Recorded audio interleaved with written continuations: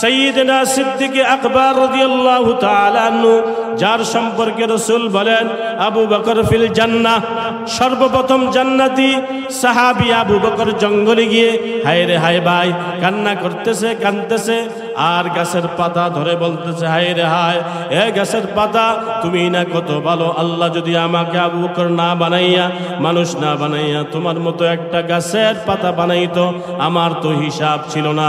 অথচ আবু বকর সম্পর্কে রাসূল বলেন আবু বকর ফিল জান্নাহ, আল্লাহর রাসূলের পরে সর্বপ্রথম যিনি জান্নাতের ঘোষণা দিলেন সিদ্দিক আকবর। ওই সিদ্দিক আকবর কাঁদতেছে আর কাঁদতেছে আল্লাহর ভয়ে, হায় হায় কিয়ামতের ময়দানে আমার কি উপায় হবে, কি হয় আল্লাহর কাছে আদালতে আমি কি জবাব দিব। এই গেল আবু বকরের কথা।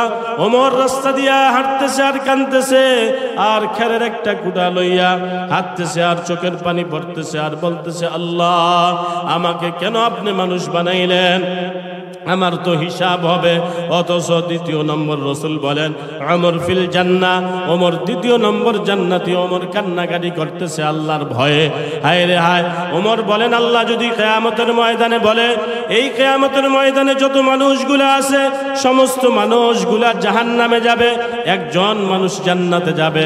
ওমর বলে আমি ওমর ছাড়া আর কেউ জান্নাতে যাব না, আমি আশা করি। আবার ওমর বলে আল্লাহ যদি কিয়ামতের ময়দানে বলে সকল মানুষগুলা জান্নাতে যাবে, একটা মানুষ জাহান্নামে যাবে, ওমর বলে আমি মনে হয় জাহান্নামে যাব। অথচ এত কান্না তারা করেছে আল্লাহর ভয়ে, কিয়ামতের ভয়ে।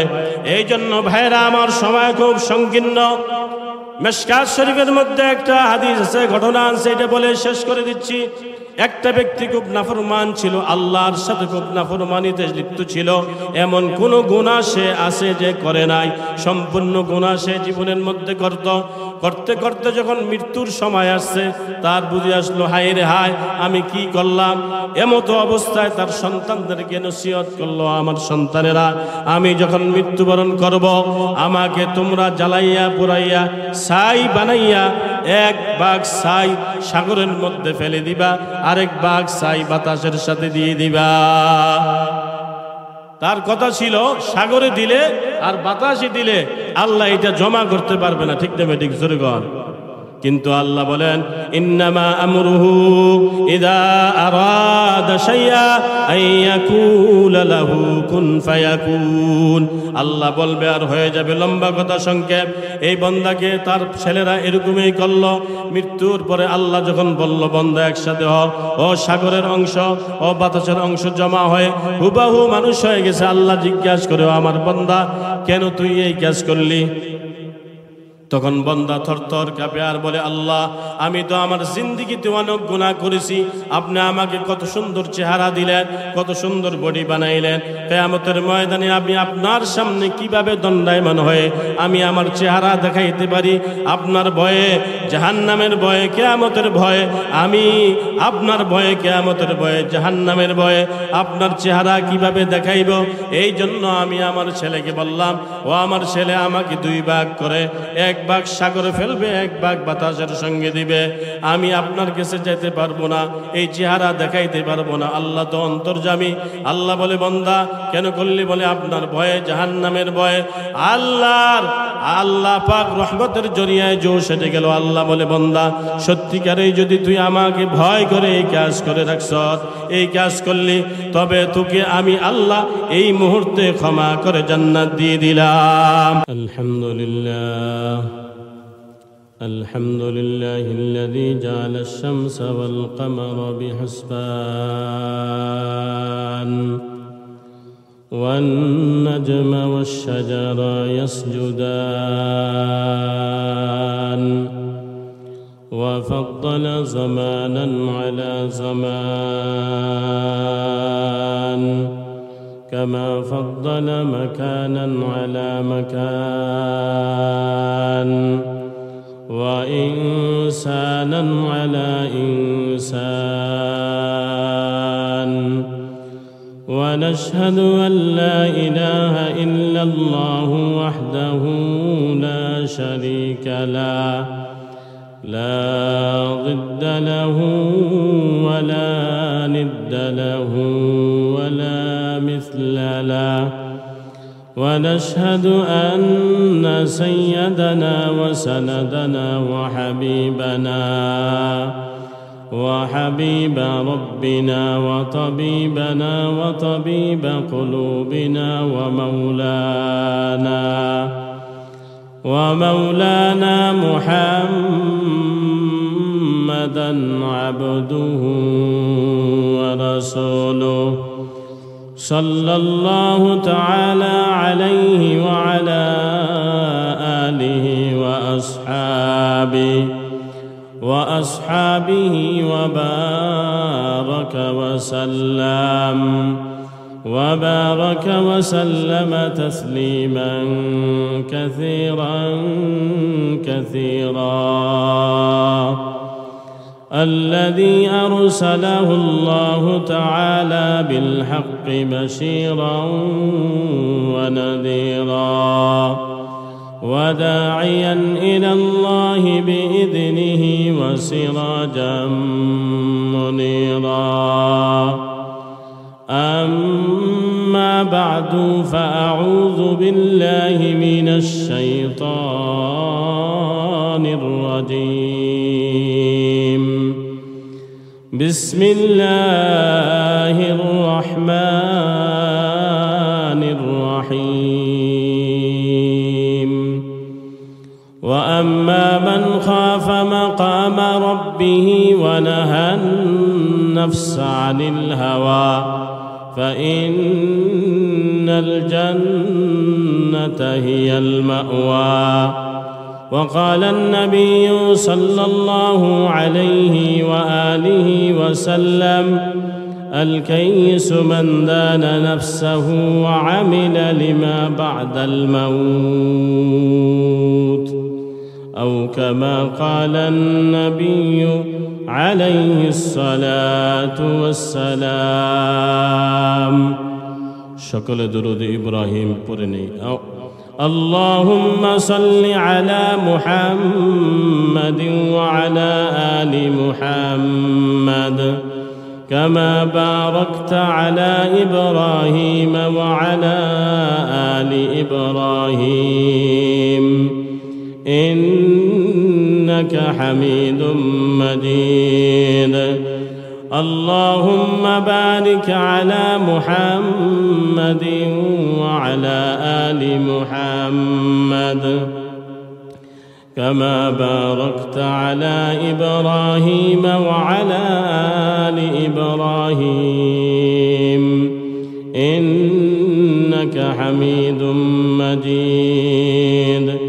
سبحانك لا علم لنا إلا ما علمتنا إنك أنت العليم الحكيم رب اشرح لي صدري ويسر لي أمري واحلل عقدة من لساني يفقه قولي مقبول تو ہے شاز ہے قابل تو بہت ہے مقبول تو ہے شاز ہے قابل تو بہت ہے اینا کی مانند تو نہیں دل تو بہت ہے اینا کی مانند تو نہیں دل تو بہت ہے دنیا میں ہو دنیا کا طلبگار نہیں ہو دنیا میں ہو دنیا کا طلبگار نہیں ہو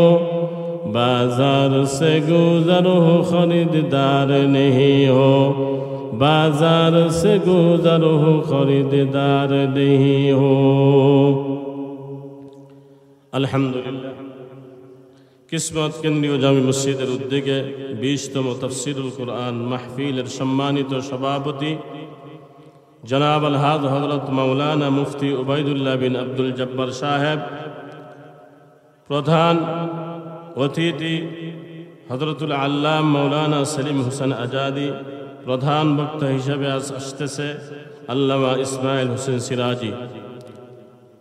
মঞ্চে উপস্থিত হযরত উলামায়ে কেরাম, দূর দূরান্ত থেকে আগত জাকিরিন, শাকিরিন, মুহিব্বিন, মুরব্বিয়ান আযম, পর্দারত শ্রবণরত পর্দানিশী মা ও বোনেরা, মহান আল্লাহ পাকের নিকট লাখ কোটি শুকরিয়া জ্ঞাপন করছি, যিনি আমাকে আপনাকে আল্লাহ তাআলা কবুল ও মঞ্জুর করে পবিত্র মাস রজবের মাস, রজবের চাঁদে বেহেশতি বাগানে কোরআন হাদিসের মজলিসে উলামাদের সোহবতে দুনিয়ার বিভিন্ন রকমের কাজকর্ম থেকে অবসর করে ফারেক করে আল্লাহ আমাকে আপনাকে আমাদের সকলকে কবুল ও মঞ্জুর করে আসার বসার তৌফিক দান করেছে। সকলে অন্তর থেকে শুকরিয়া আদায় করছি আলহামদুলিল্লাহ। আরো জোরে বলি আলহামদুলিল্লাহ। আপনারা খুশি না বেজার আসতে পারে মাহফিলের মধ্যে? জোরে কন, খুশি না বেজার? মুমিনের খুশি হওয়া চাই, ভালো কাজে নেক কাজে কোরআনের মাহফিলে হাদিসের মাহফিলে উলামাদের সোহবতে মুমিনের প্রত্যাশা থাকবে এটাই যে মুমিন খুশি হতে হবে। এক হাদিসের মধ্যে রাসূল ফরমান, قال رسول الله صلى الله عليه وآله وسلم إذا سرتك حسنتك وإذا ساءت سيئتك فأنت مؤمن। মুমিন ভালো কাজে খুশি হবে, অন্তর প্রফুল্ল থাকবে, আর মন্দ কাজে মুমিন আফসোস জমা করবে, পেরেশানি জমা হবে যে আয় হায় আমার থেকে গুনাহ হয়ে গেল। এইটা নিয়ে আসে আফসোস তার জিন্দেগিতে জমা করবে। যেই মুমিনের ভিতরে ভালো কাজ, কোরআনের কথা, হাদিসের কথা, নেক কথা, ভালো কথা অন্তরে আসলে দেশ খুশি হয়ে যায়, এবং যেই মুমিন গুনাহের কাজের মধ্যে এবং গুনাহ হয়ে গেছে আফসোস জমা করে, বোঝা যাবে রাসূল বলে ফাআনতা মুমিন, তুমি মুমিন, তোমার ভিতরে ঈমান বিদ্যমান আছে। বলেন আল্লাহু আকবার। খুব সংকীর্ণ সময়, খুব মনোযোগ। আমি আপনাদের সম্মুখে কালামের আয়াত পাঠ করেছি, হাদিস থেকে একটা হাদিস পেশ করেছি। সংক্ষিপ্ত সময় কথা হবে, সকলকে আল্লাহ তাআলা কবুল করুক, বলেন আমিন। আল্লাহ বলেন, وَأَمَّا مَنْ خَافَ مَقَامَ رَبِّهِ وَنَهَى النَّفْسَ عَنِ الْهَوَى فَإِنَّ الْجَنَّةَ هِيَ الْمَأْوَى। আল্লাহ বলেন, হে আমার বান্দারা, وَأَمَّا مَنْ خَافَ مَقَامَ رَبِّهِ وَنَهَى النَّفْسَ عَنِ الْهَوَى। হে আমার বান্দা, তোমরা যদি কিয়ামতের ময়দানে আমি রব্বে করিমের সামনে দণ্ডায়মান হওয়াটাকে বিশ্বাস করো, কিয়ামতের ময়দানে তোমার উঠতে হবে, তাহলে তোমার জিন্দেগি থেকে ওয়ানাহান নাফসা আনিল হাওয়া, তোমার জিন্দেগি থেকে গুনাহকে ছেড়ে দিতে হবে। আমার আপনার জিন্দেগি থেকে গুনাহ কি করতে হবে? বাদ দিতে হবে। এরপরে আল্লাহ বলেন, তাহলে আমি তোমাদের উপর খুশি হয়ে রাজি হয়ে আমি তোমাদেরকে জান্নাত দান করব। বলেন সুবহানাল্লাহ। পয়গম্বর আরবি রাসূল করিম সাল্লাল্লাহু আলাইহি ওয়াসাল্লাম হাদিসে বলেন, আল কাইয়িসু মান দানা নাফসাহু ওয়া আমিলা লিমা বাদাল মাউত। পৃথিবীর মধ্যে সর্বজ্ঞানী, সর্ববুদ্ধিমান ওই ব্যক্তি যিনি দুনিয়ায় থাইকা মৃত্যুর প্রস্তুতি, কবরের প্রস্তুতি, হাসরের প্রস্তুতি, কিয়ামতের ময়দানে রব্বে করিমের সামনে দাঁড়াতে হবে, এর প্রস্তুতি গ্রহণ করে সামানা তৈরি করে মৃত্যুবরণ করেছে। আল্লাহু আকবার বলি। এই জন্য সর্বোপরি কাকে ভয় করতে হবে? আল্লাহ বলেন আমাকে ভয় করতে হবে। কাকে ভয়? কিসমতের মুসলমান, আল্লাহ পাক ফরমান, হে আমার বান্দারা, আমি রব্বকে ভয় করো। আমি আপনি জিজ্ঞাসা করতে পারি আমি আল্লাহকে কেন ভয় করব? আল্লাহ বলেন, ইয়া আইয়ুহাল্লাযীনা আমানুত্তাকুল্লাহ, ইয়া আইয়ুহাল্লাযীনা আমানুত্তাকুল্লাহ, হে ঈমানদার, তোমরা আমি রব্বকে ভয় করো, হাক্কা তুকাতিহি, যেমন ভয় করার দরকার তেমন ভয়। আল্লাহ যেমন বড়, আল্লাহর শান্তিও বড়, জান্নাতও বড়। আল্লাহ যেমন বড়, আল্লাহর জাহান্নামের আযাবও বড়। ঠিক কিনা? জোরে বলুন। আল্লাহ যেমন বলো, আল্লাহর রহমান রহিম, আল্লাহর দয়া করুণা মায়া অনেক বড়। এই জন্য আল্লাহ ডাক দিয়ে বলে, হে আমার বান্দা, ওয়া আম্মা মান খাফা মাকামা রাব্বিহি ওয়া নাহান নাফসা আনিল হাওয়া। এর বান্দা, তুমি যদি কিয়ামতের ময়দানে তোমার উঠতেই হবে, এর মধ্যে কোনো সন্দেহ নাই। আপনাদের কারো সন্দেহ আছে যে আমি কিয়ামতে উঠব না? সন্দেহ আছে? আল্লাহ বলে এর মধ্যে কোনো সন্দেহ নাই। ওয়াস-সাআতু হাক্কুন, কিয়ামত ঘটিত হবে হাসর ময়দানে। আমি আপনি আল্লাহর সামনে দণ্ডায়মান হতে হবে, এর মধ্যে বিন্দু পরিমাণ কোনো সন্দেহ নাই। আল্লাহ বলে আমার কাছে জন দাঁড়াতে হবে, তোমার জিন্দেগি থেকে গুনাহগুলি ছেড়ে দাও।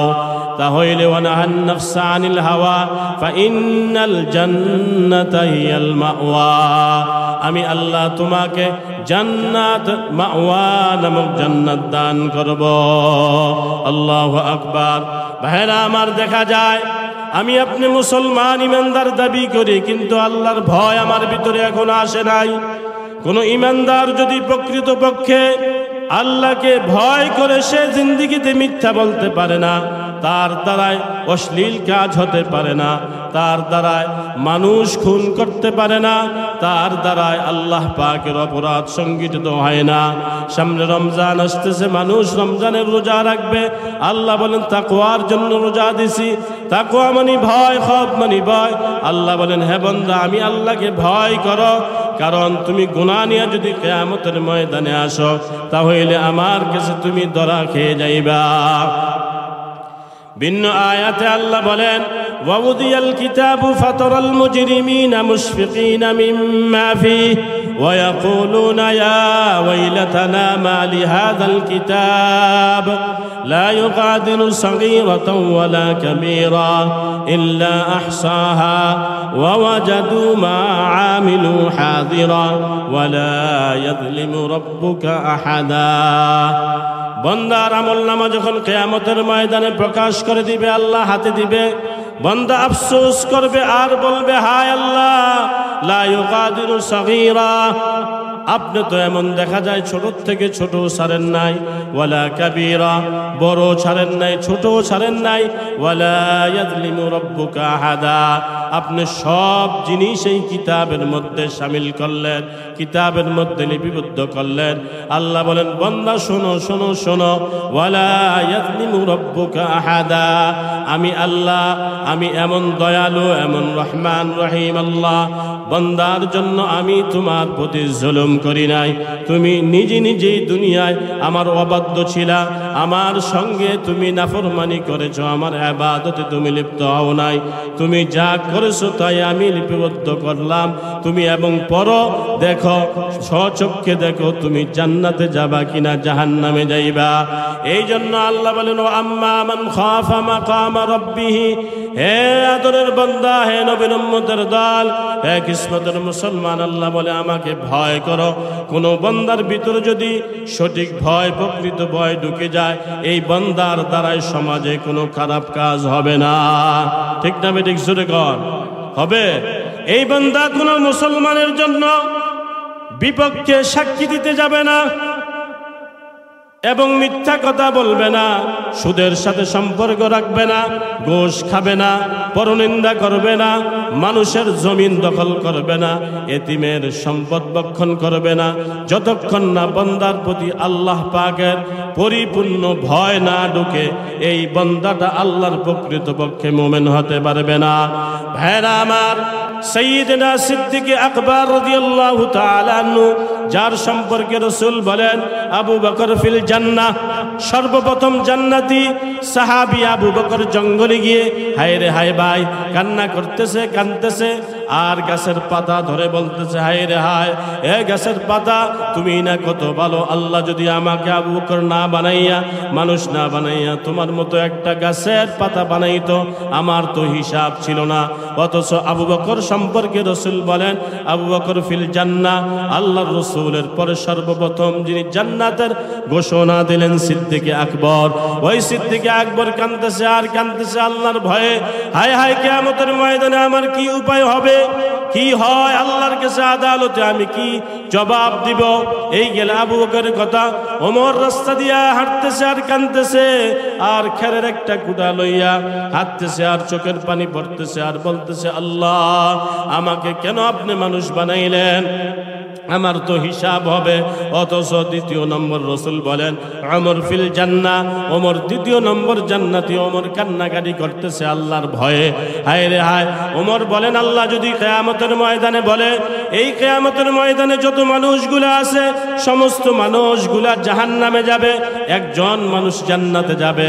ওমর বলে আমি ওমর ছাড়া আর কেউ জান্নাতে যাব না, আমি আশা করি।